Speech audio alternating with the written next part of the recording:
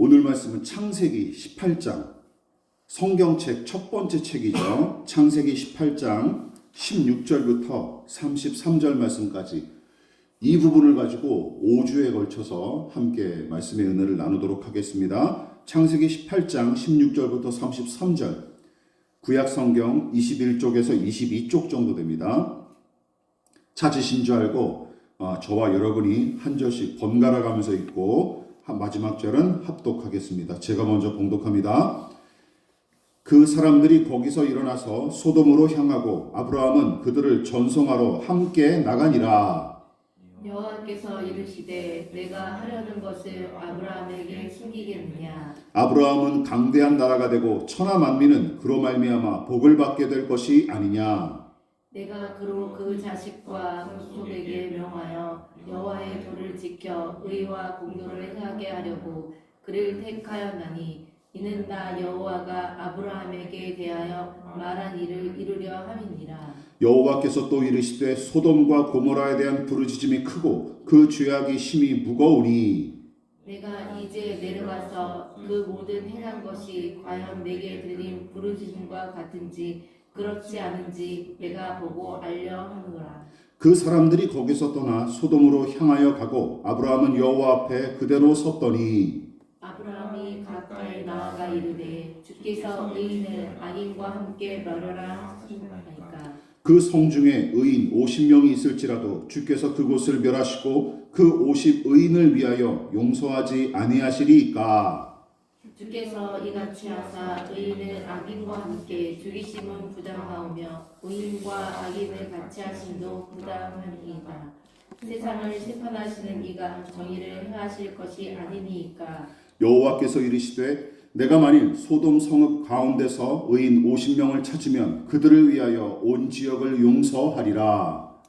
아브라함이 대답하여 이르되 나는 티끌이나 재와 같사오나 감히 주께 아뢰나이다. 50의인 중에 5명이 부족하다면 그 5명이 부족함으로 말미암아 온 성읍을 멸하시리이까. 이르시되 내가 거기서 45명을 찾으면 멸하지 아니하리라.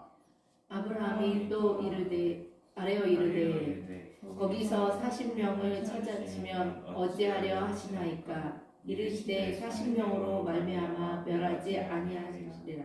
아브라함이 이르되 내 주여 노하지 마시옵고 말씀하게 하옵소서. 거기서 30명을 찾으시면 어찌하려 하시나이까. 이르시되 내가 거기서 30명을 찾으면 그리하지 아니하리라. 아브라함이 또 이르되 내가 감히 내 주께 아뢰나이다. 거기서 20명을 찾으시면 어찌하려 하시나이까. 이르시되 내가 20명으로 말미암아 그리하지 아니하리라. 아브라함이 또 이르되 주는 노하지 마옵소서. 내가 이번만 더 아뢰리이다. 거기서 10명을 찾으시면 어찌하려 하시나이까. 이르시되 내가 10명으로 말미암아 멸하지 아니하리라. 다같이 여호와께서 아브라함과 말씀을 마치시고 가시니 아브라함도 자기 곳으로 돌아갔더라. 아멘.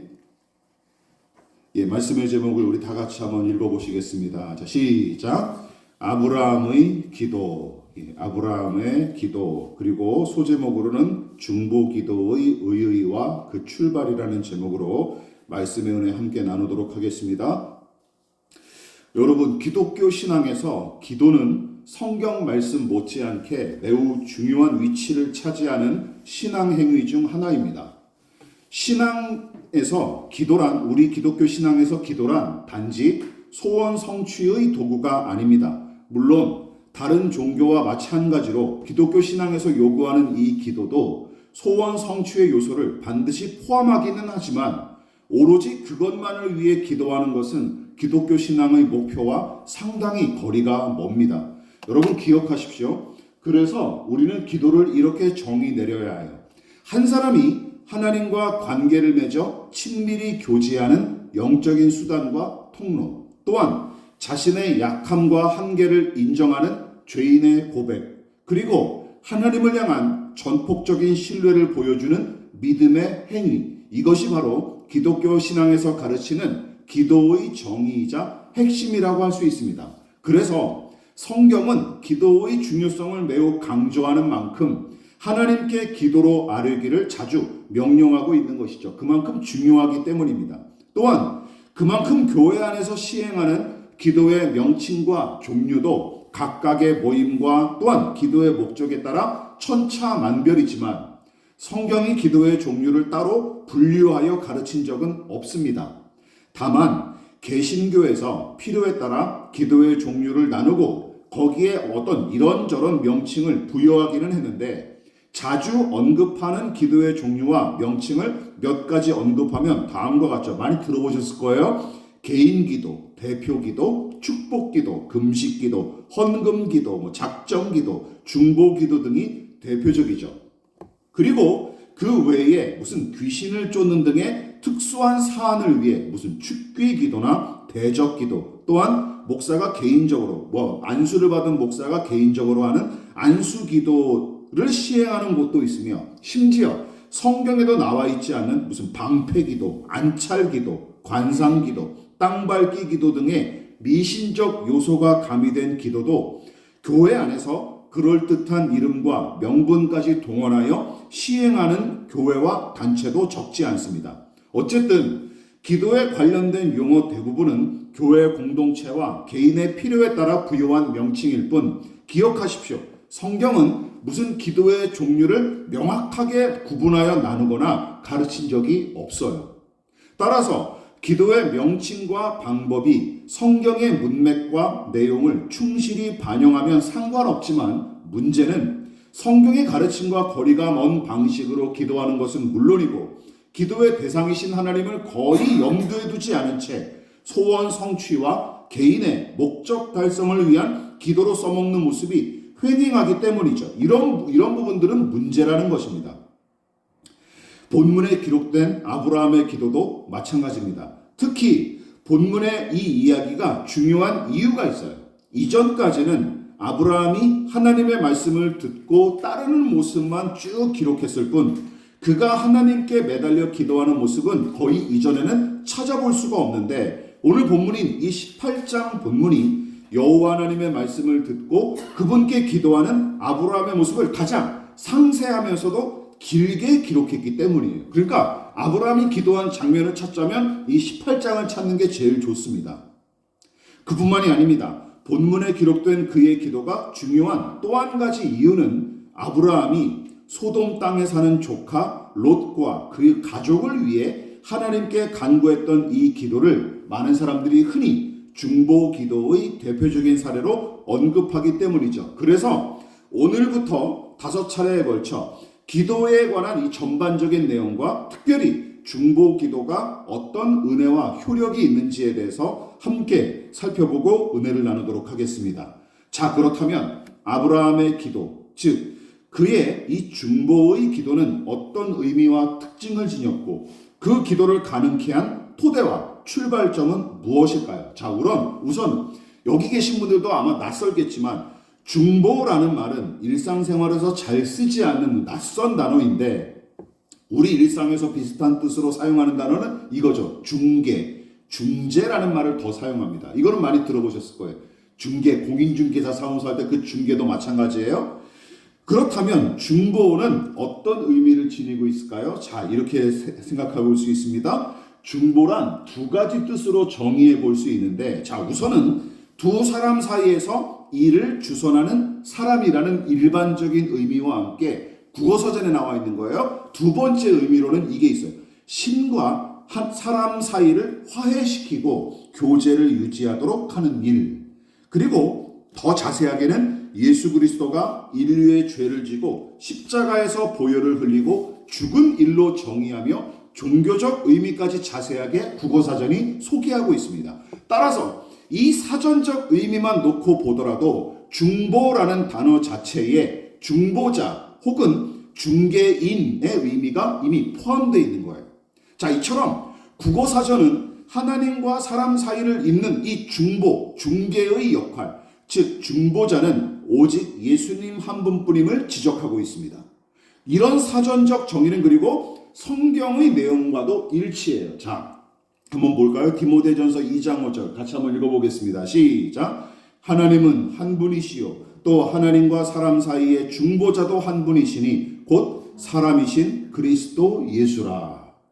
우리말 성경이 중보라고 기록한 모든 성경의 단어, 그리고 헬라어 성경의 네시테스라는 단어는 모두 예수 그리스도와 그분의 공로를 가리키는 말이에요. 그래서 우리말 성경이 중개나 중재라는 단어를 대신해서 잘 사용하지 않은 중보라는 말을 굳이 끌어다 쓴 이유가 여기에 있습니다. 뭐냐 하면 하나님과 죄인 사이를 잇는 예수님의 이 유일무이한 중재와 중개 사역을 구별하려는 의도로 이 중보라는 말을 굳이 갖다 쓴 것 같습니다. 그러므로 누군가 다른 사람을 중개하고 누구를 돕기 위한 일련의 행동을 중보라고 하거나 그 사람을 가리켜 중보자라고 사용하면 이거는 좀 문맥에서 벗어나고 잘못된 일이에요.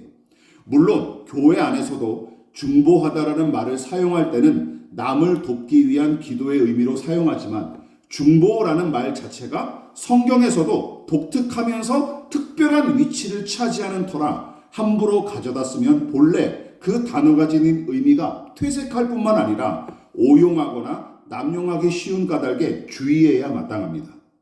자, 예수님의 십자가 고난과 죽음으로 말미암은 속죄와 대속의 은혜를 생각해 보십시오. 어떤 신자가 다른 사람에게 이렇게 얘기하는 거예요? 내가 너의 죄를 속죄하고 대속하마 하고 말하지 않듯이 중보라는 단어도 되도록이면 유일한 중보자이신 예수님과 그분의 사역에만 쓰는 게 합당합니다. 아시겠죠? 그러니까 중보라는 말은 예수님께만 쓰는 게 그냥 합당해요.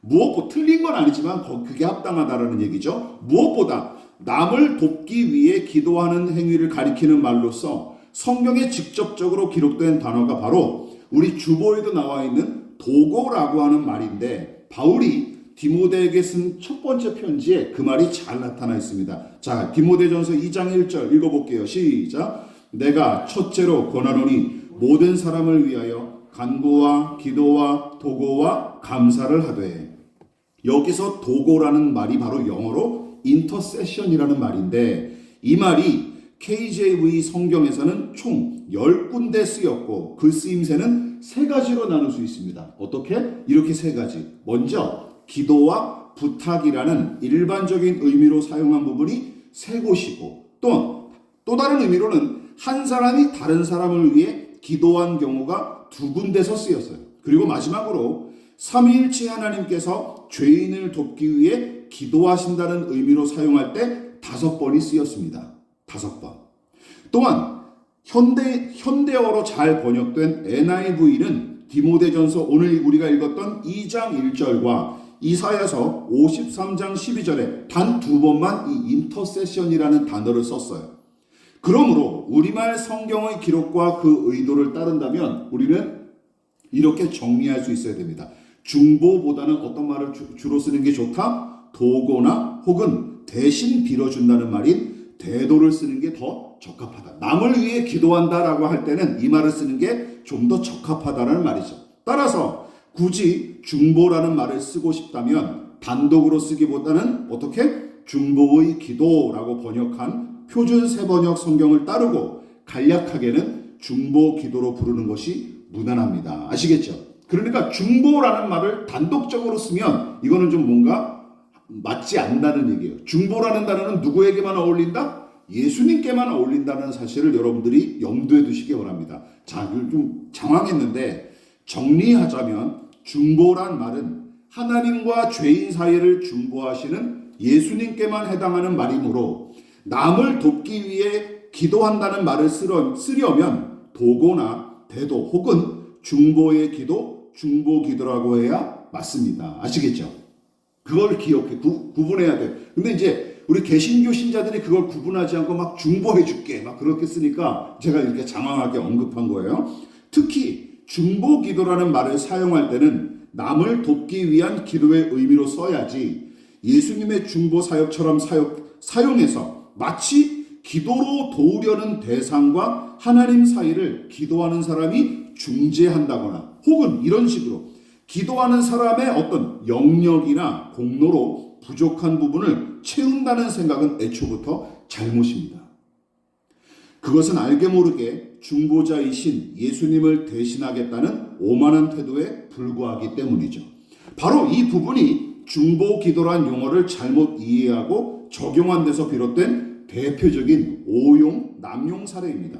앞서 지적했듯이 인터세션이라는 말은 기도한다는 일반적인 의미와 함께 타인을 위해 기도한다는 뜻이 담겨 있는 거예요. 그리고 남을 돕기 위한 이 기도의 출발과 기원은 당연히 삼위일체 하나님에게서 찾을 수 있습니다. 왜냐하면 삼위일체 하나님께서 죄인과 선택한 자들을 돕기 위해 먼저 기도하셨기 때문이에요. 이게 성경의 가르침입니다. 특히 우리 같은 죄인을 위해 아버지께 기도하셨던 아버지께 기도하시는 메시아의 역할을 기록한 이사야 선지자의 예언을 보십시오. 이사야서 53장 12절 예수님에 대해서 장차 세상과 죄인을 구원할 구세주에 대해서 예언한 이 예언에 그 메시아의 역할이 어떤 내용이 담겨져 있습니까? 읽어볼게요. 시작. 그러나 그가 많은 사람의 죄를 담당하며 범죄자를 위하여 기도하였느니라. 이게 예수님을 통해서 명확하게 실현됐죠. 이 이사야의 예언은 예수님을 통해 정확하게 성취됩니다. 그 사례가 잘 나타난 부분이 어디입니까? 바로 십자가 죽음을 앞둔 전날 밤의 기록이죠. 제자들의 배신, 특히 베드로가 실족하게 될 일을 미리 경고하셨던 예수께서 그를 위해 친히 당부하고 약속하신 말씀이 무엇인지 살펴보십시다. 누가복음 22장 32절 시작. 그러나 내가 너를 위하여 내 믿음이 떨어지지 않기를 기도하였노니 너는 돌이킨 후에 내 형제를 굳게 하라. 그러니 이건 대표적인 내용이에요. 여러 가지 많이 있지만 그러니까 이 기록만 놓고 보면 배신한 제자들이 다시금 부활하신 예수 앞에 설 수 있었던 결정적인 계기와 원동력은 무엇입니까? 기억하십시오. 그들의 의지와 결정도 아니었던 거예요. 결국 그들의 의지와 결정도 아니었다라는 결론에 다다르게 됩니다. 즉 제자들의 의지와 결정에 무게가 실렸다면 여러분 저들도 가룟 유다의 운명과 크게 다르지 않았을 것입니다. 자포자기하거나 아니면 예수님을 떠났겠죠. 따라서 이들의 믿음과 은혜를 회복한 결정적인 비결도 결국은 무엇입니까? 그들의 약함을 아시고 기도하신 주님의 은혜 덕택입니다. 믿으십니까? 오늘 이 말씀에 따르자면 바로 이런 결론이 나오는 거예요. 기억하십시오. 예수님은 진즉부터 이 제자들을 위해 기도하셨고 그 중보의 기도는 부활하고 승천하신 하늘로 올라가신 이후에도 계속 이어집니다. 사도 바울이 이렇게 지적했죠. 로마서에서 같이 읽어보겠습니다. 시작. 누가 정죄하리요 죽으실 뿐 아니라 다시 살아나신 이는 그리스도 예수시니 그는 하나님 우편에 계신 자여 우리를 위하여 간구하시는 자시니라. 여러분 예수님의 우리를 위한 보고와 이 대도 그리고 그 중보의 기도는 우리와 같은 몸으로 이 세상에 사셨을 때뿐만 아니라 2000년 전뿐만 아니라 하나님의 보좌 오른편에 오르신 이후부터 세상의 마지막 날까지도 계속 이어질 주님의 사역이라는 것입니다. 그러니까 예수님께서는 믿음의 사람들을 위해 지금도 여전히 살아서 일하고 계실 뿐만 아니라 한결같은 마음으로 우리를 끊임없이 기도로 돕고 계신다는 뜻입니다. 지금도 여전히 말이죠. 그 한없는 주님의 수고와 넘치는 은혜를 조금이라도 헤아릴 수 있는 신자라면 그렇지 않겠습니까? 예수님의 그 은혜 앞에 저절로 무릎을 꿇어 경배하는 것은 물론이고 넘치는 감사와 감격으로 그분을 사랑하며 따르게 될 것입니다. 또한 예수님은 제자들과 다른 제자들을 위해 기도하셨던 것 같은 똑같은 영적인 효력을 오늘을 살아가는 우리에게도 동일하게 베푸시는 까닭에 저와 여러분과 같은 신자들은 지금도 우리를 위해 기도하시는 그 은혜를 항상 감사하고 찬양해야 마땅한 것입니다. 믿으십니까? 기억하십시오. 예수님이 지금 저와 여러분들을 위해서도 기도하신다는 사실을 말이죠.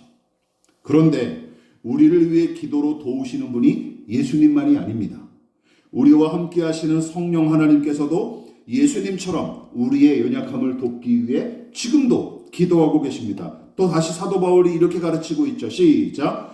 이와 같이 성령도 우리 연약함을 도우시나니 우리가 마땅히 빌 바를 알지 못하나 오직 성령이 말할 수 없는 탄식으로 우리를 위하여 친히 간구하시느니라. 제가 결정적으로 이 신앙에 귀의하고 더 투신하게 된 몇 가지 성경 구절이 있는데 그 중에 하나가 바로 이거예요.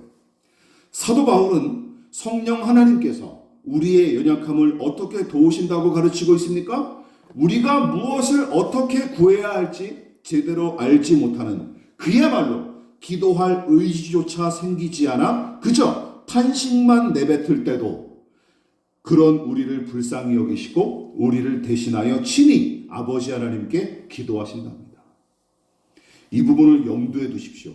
그러므로 믿음으로 기도할 수 있을지라도 우리는 오만방자하지 말아야 합니다. 왜냐하면 기도할지라도 우리는 여전히 불안하고 연약한 존재이기 때문이에요. 믿으십니까? 기도한다. 아무리 신령한 사람이라도 여러분, 인간은 인간일 뿐입니다. 그것을 우리가 놓치면 안 돼요. 또한 마찬가지입니다. 기도문을 완벽하게 외우고 합당한 방식으로 기도한들 여러분, 그것을 가리켜 기도를 잘한다 하고 평가할 수 있을까요? 평가할 수 있을까요? 노래도 마찬가지 아닙니까? 음정 박자 정확히 맞추면 그걸 노래 잘한다라고 얘기할 수 있을까요? 그렇진 않죠. 그건 좀 더 다른 차원으로 우리가 바라봐야 될 이야기들인 것이요.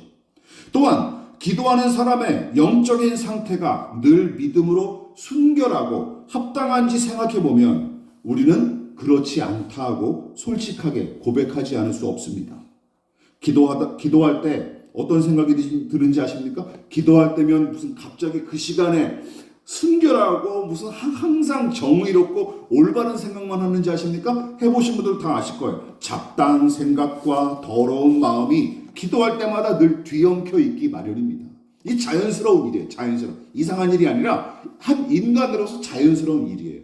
그래서 예수 그리스도의 이름과 그 대속의 은혜를 늘 의지하겠다 고백은 하지만 정작은 여전히 우리는 자기 주장과 자기 공로를 먼저 앞세우기 일쑤예요. 따라서 기도하는 행위 자체로 하나님 앞에 우리가 정당성을 확보할 수 없을 뿐더러 기도하는 동안에 무슨 마법 진처럼 영적 보호막이 생기는 까닭에 신자의 몸과 마음이 저절로 깨끗해지거나 의로워지는 경우는 없습니다. 이건 미신이에요. 우리는 그냥 한 인간으로서 기도하는 것입니다. 그러므로 기억하십시오. 우리가 기도할 때도 늘 염두에 둬야 하는 것은 이것입니다. 기도에 관해서도 우리는 자신의 경건과 의지와 공로를 의지할 수 없어요. 오로지 하나님의 긍휼과 자비, 예수 그리스도의 십자가 대속과 그 보혈의 공로, 성자 예수님과 성령 하나님의 도우시는 은혜가 우리가 기도할 때도 반드시 필요합니다. 믿으십니까? 그 은혜를 의지하는 믿음으로 기도해야 마땅한 거예요. 그래서 우리는 내가 결단하고 힘써서 기도한다 하고 생각은 하지만 정작 우리의 기도는 삼위일체 하나님의 막대한 도우심과 그분의 엄청난 수고가 함께 동원되는 일임을 명심해야 합니다. 이처럼 기도를 들으시고 응답하시는 하나님의 은혜, 또한 성자와 성령께서 우리를 도우시는 이 중보의 기도는 기도하는 모든 신자에게 필수 불가결한 요소이고 이 모든 은혜가 합력하여 하나님께 기도할 수 있도록 항상 돕고 있을 뿐만 아니라 그 기도로 말미암아 한 사람의 신자는 비로소 하나님과 교제하는 자리로 나아가 응답받을 자격과 힘을 얻는 것입니다. 무엇보다 성경에서 타인의 생명과 구원을 위해 대신 기도하는 구체적인 첫 번째 사례가 바로 오늘 본문에 기록된 아브라함의 기도예요. 타인을 위해 구체적으로 그리고 가장 길게 참 상세하게 기록한 기도가 바로 여기서 이제 성경에서 맨 처음 등장하는 게 바로 이 아브라함의 기도입니다. 그렇다면 그의 기도는 어디서 비롯된 것일까요? 아브라함의 생애를 돌아보십시오. 하나님께서 그를 갈대아 우르에서부터 부르셨고 그의 모든 여정을 이끄시며 시시때때로 은혜를 베푸셔서 여기 18장까지 온 것입니다. 그래서 그는 인도하시고 다스리시는 하나님을, 참된 생명과 구원과 기쁨과 만족을 베푸시는 그 하나님을 만나고 체험했던 것이죠. 특히 처음 부르셨을 때 그에게 약속하신 말씀을 우리가 다 같이 한번 떠올려 보십시다. 창세기 12장 1절로 2절 같이 읽어볼게요. 시작. 여호와께서 아브라함에게 이르시되 너는 너의 고향과 친척과 아버지의 집을 떠나 내가 내게 보여줄 땅으로 가라. 내가 너로 큰 민족을 이루고 내게 복을 주어 내 이름을 창대하게 하리니 너는 복이 될지라. 여러분, 결국 아브라함이 살아가고 누리는 모든 것이 하나님으로부터 비롯된 것이었으며 본문에 기록된 그의 기도는 이 약속의 말씀을 의식함에 따라 복을 나누기 위한 행동이었음이 틀림없습니다. 아, 내가 이렇게 복을 받았지. 근데 조카 롯이 소돔 땅에서 함께 망하게 생겼어요. 그리고 소돔 땅에 있는 사람들까지 생각하게 되었던 것이죠. 조카 롯뿐만 아니라 그 주변에 있는 사람들까지 생각하게 되었던 거예요. 나는 이런 복을 받으며 이미 살고 있는데 그럼 나 혼자 잘 먹고 잘 살면 되겠네? 라고 생각했으면 오늘 창세기 18장은 기록되지도 않았을 것입니다. 그런데 아브라함이 어떤 생각을 했던 거예요? 내가 받은 이 복을 나눠야 되겠구나 라고 생각했던 거예요. 즉 하나님의 살아계심과 다스리심은 물론이고 그 은혜와 영원한 복을 이미 나는 얻었다는 확신, 더 나아가 생명과 구원과 복을 세상과 이웃에 나누기 위해 나를 부르셨다는 이 확신, 여러분, 이 확신이 아브라함의 중보 기도의 근거이자 원동력이었던 셈입니다. 믿으십니까? 이것을 기억하십시다. 말씀을 마무리하도록 하겠습니다. 대부분 사람이 내 인생을 내 힘으로 살아가고 유지하는 것처럼 생각하지만 정작 하나님의 함께하심과 그 은혜가 우리의 삶과 내 영혼을 지탱하는 원동력이고 참 기쁨과 평안과 만족과 소망과 보람의 유일한 근거임을 인정하는 사람이 바로 신앙인 그리스도인이라는 것입니다. 그리스도인은 이 생각을 가지고 살아가는 사람이에요. 그러니까 나는 나 홀로 살아갈 수 없는 인생입니다. 하나님이 도와주셔야 살 수 있는 인생입니다. 라고 고백하는 사람이 그리스도인이라는 것이죠. 여러분, 아브라함이 멸망할 소돔성에 사는 롯을 구하려고 하나님께 간청했던 때가 언제입니까? 창세기 18장은 하나님께서 아브라함에게 세 사람의 형상으로 모습으로 나타나신 이야기를 소개하면서 시작하고 있습니다. 하나님의 형상이 세 사람의 모양으로 나타났거나 혹은 하나님께서 보내신 천사들인 줄로 확신했던 아브라함은 그들을 극진히 대접했고 세 사람과의 대화를 통해 아들을 낳게 될 것이라는 약속의 말씀을 다시 한번 두 번째로 듣게 됩니다. 그리고 이 일을 계기로 아브라함은 다시금 하나님께서 그의 삶에 간섭하고 계실 뿐만 아니라 약속하신 말씀대로 복을 주기로 작정하셨다는 사실을 재차 확인하게 되죠. 여러분 기억하십시다.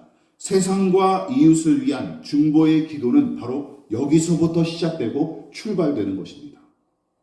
하나님께서 은혜로 우리를 부르시고 선택하셨다는 믿음, 그리고 성자와 성령께서 약하고 넘어지기 쉬운 우리를 위해 시시때때로 돕고 계시다는 믿음.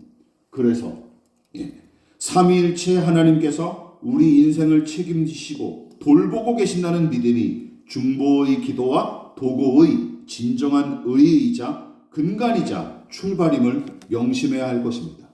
그러므로 참된 중보의 기도와 도구의 사람은 자기의 능력이나 공로로 기도하는 게 아님을 아는 사람입니다. 그래서 삼위일체 하나님을 향한 전폭적인 신뢰와 그 은혜만이 우리가 꼭 붙들어야 할 유일한 생명이자 구원임을 확신하는 사람이 참된 중보 기도자요 도구의 자격을 갖춘 사람이 틀림없습니다. 그러나 누군가 타인의 구원과 회복을 위해 기도한다고 할 때 자꾸 자기의 공로를 내세워서 하나님과 사람들에게 보상과 칭찬을 받아내려고 하는 신자들이 많습니다.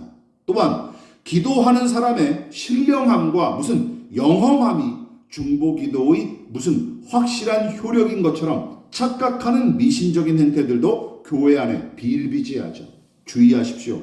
중보의 기도와 도구 역시 누차 강조하지만 인간의 자랑과 공로로 시시껄렁하게 낭비될 수 있다는 사실을 유념하십시다.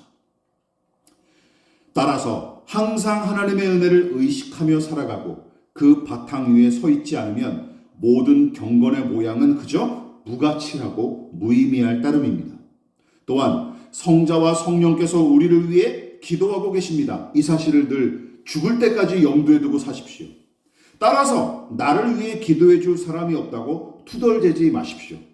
성자와 성령께서 우리를 위해 기도하고 계시다는 사실, 여러분, 이것보다 더 확실한 기도의 효력을 어느 누가 발휘할 수 있겠습니까? 그렇지 않습니까? 또한 성자와 성령의 기도만큼 적합하고 강력한 중보의 기도가 어디 있겠습니까? 그러므로 감사하고 용기를 내십시오. 무엇보다 하나님의 은혜가 우리 인생의 바탕이자 원동력임을 알고 항상 겸손하십시다.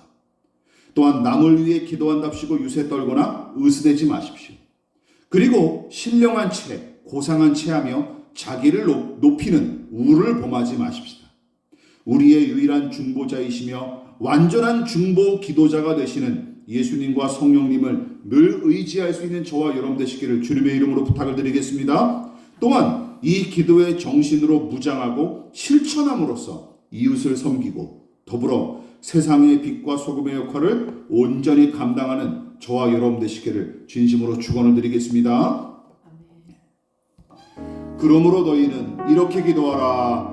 하늘에 계신 우리 아버지, 아버지의 이름을 거룩하게 하시며 아버지의 나라가 오게 하시며 아버지의 뜻이 하늘에서와 같이 땅에서도 이루어지게 하소서.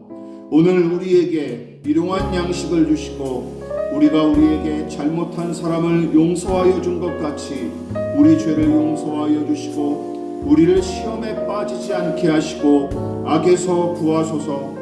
나라와 권능과 영광이 영원히 아버지의 것입니다. 아멘.